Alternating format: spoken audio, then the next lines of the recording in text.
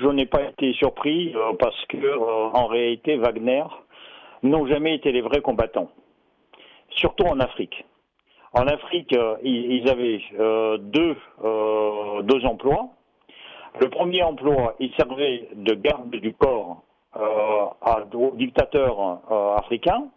Et à ce moment-là, c'est jamais les gens qui mènent les batailles. Donc en fait, c'est les gardes du corps qui impressionnent les gens, mais en réalité, ils sont pas les combattants. Donc ça, c'est le premier emploi.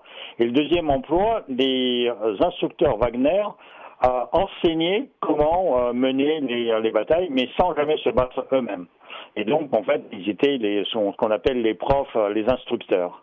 Et donc, quand les Wagner commencent à se battre eux-mêmes, en réalité, assez souvent, on constate qu'ils savent pas se battre. C'est ce qui s'est passé aussi en Ukraine. En Ukraine, en fait, s'ils progressaient, ce n'est pas parce qu'ils savaient se battre, mais parce que, en réalité, par exemple, Prigojine et les commandants des forces Wagner s'en fichaient complètement de la vie des hommes qu'ils avaient. Et donc, ils perdaient beaucoup d'hommes. Prigojine a parlé de quelque chose comme 30 000 personnes qu'il a perdues lors de la bataille de Bakhmout. En réalité, c'est même beaucoup plus, parce que si on rajoute les blessés, c'est quasiment 60 000. Donc voilà, et donc Wagner, ce ne sont pas les très très grands combattants, c'est plutôt des fliboustiers, c'est plutôt les gens qui sont à la recherche de fortes sensations ou de l'argent. Et donc ils sont pas les grands combattants. Et une fois, lorsqu'ils ont rencontré au nord de Mali les vrais combattants, et bien évidemment, ils sont tombés dans l'embuscade et ils ont été massacrés, comme ils étaient massacrés aussi par les Américains en Syrie il y a quelques années. L'implication des forces Wagner est souvent présentée comme une contribution significative à la lutte contre le terrorisme en Afrique, compte tenu de l'ampleur des pertes humaines dans ce dernier affrontement. Ces événements, selon vous, remettent-ils en question l'efficacité ou la stratégie des Wagner dans cette région sahélienne? Leur efficacité en ce qui concerne gagner de l'argent pour eux n'est jamais remise en question. Parce que ça, ils savent faire. Ils savent corrompre en fait les dictateurs africains, s'introduire auprès de ces dictateurs comme les gardes du corps, et gagner beaucoup d'argent et participer aussi à un partage de territoires et de richesses de ces pays en leur faveur. Mais en revanche, leur rôle dans la lutte contre les islamistes et contre les terroristes a été souvent remis en question, parce que déjà quand il y avait des Français sur le terrain, ils disaient que les Wagner soit ne faisaient rien, soit au contraire en fait entretenaient en quelque sorte la terreur sur le terrain. C'est comme ça que ils pouvaient en quelque sorte régner après en maître dans le territoire dans lequel régnait cette terreur. Lorsque les Français sont partis, ils sont restés sur place, et bien évidemment, comme c'est pas les grandes forces, ils n'ont pas l'appui de l'État russe finalement, contrairement à ce qu'on raconte, parce que Wagner c'est quand même les gens qui sont partis en Afrique pour gagner de l'argent. Donc voilà, et en réalité, ils n'ont jamais donné des résultats extraordinaires dans la lutte contre le terrorisme international et le terrorisme local en Afrique. Les Africains ont parfois des attentes élevées concernant la collaboration avec des forces étrangères comme Wagner pour améliorer la sécurité.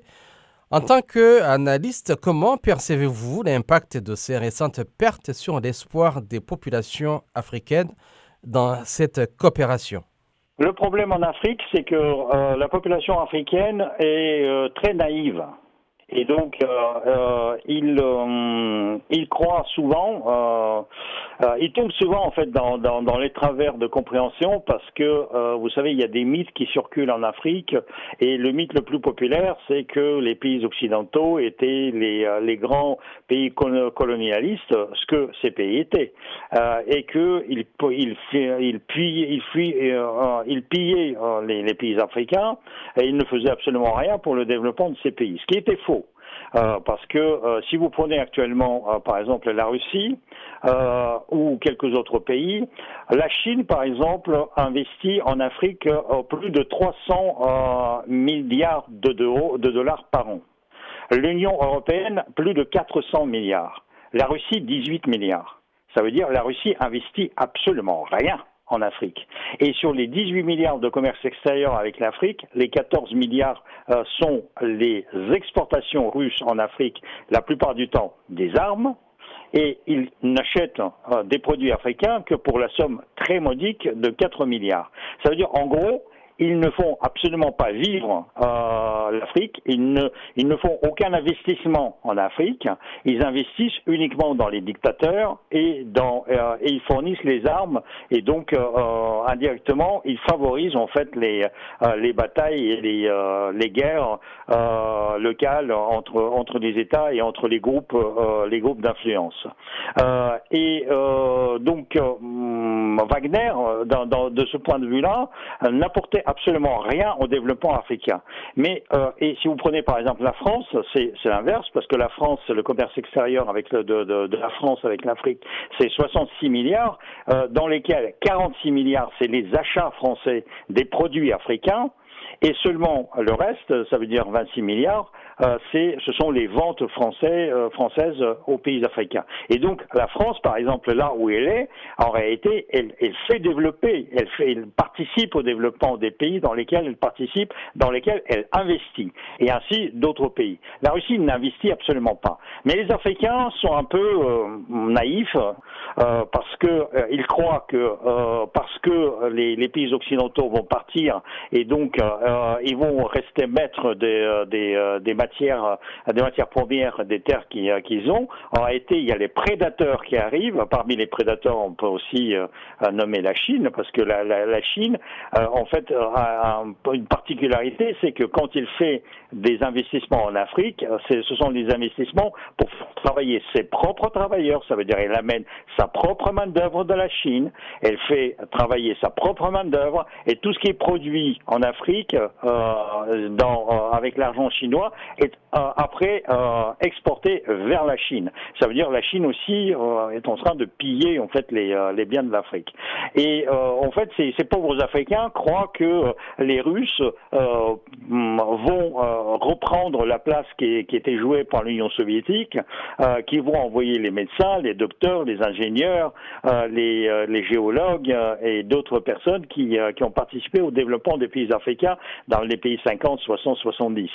Et en fait, tout ceci n'existe quasiment pas, sauf quelques pays avec lesquels la Russie a de vrais programmes de coopération, par exemple l'Égypte ou l'Algérie. Tout le reste, c'est les petites coopérations qui sont insignifiantes, mais bizarrement, ces gens-là croient que Poutine, c'est un grand sauveur de l'Afrique, c'est quelqu'un qui va sauver l'Afrique, qui va apporter de l'argent, qui va investir, et donc dans cette histoire, ils sont très très naïfs, et en fait, ils payent déjà très cher pour leur naïveté, et ils vont encore payer beaucoup plus cher, parce qu'en réalité, Poutine va piller l'Afrique sans jamais investir quoi que ce soit en Afrique.